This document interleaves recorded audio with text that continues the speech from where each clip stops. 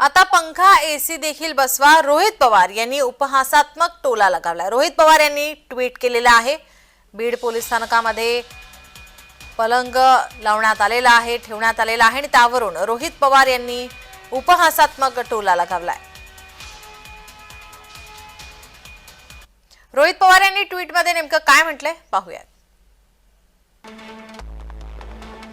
Beed police स्टेशनमध्ये नवीन 5 पलंग मागवल्याच्या बातम्या आहेत।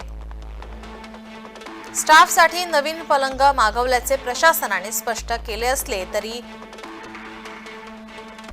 तरी आजच अचानक पलंग कसे मागवले असे अनेक प्रश्न आहेत।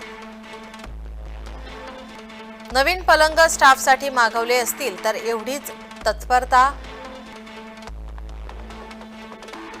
राज्यभरातील सर्वच पोलीस स्टेशनमधील स्टाफसाठी दाखवायला हवी। शिवाय गादी, उशी, पंखा, एसी देखील बसवता येतील का याचाही विचार करायला हवा।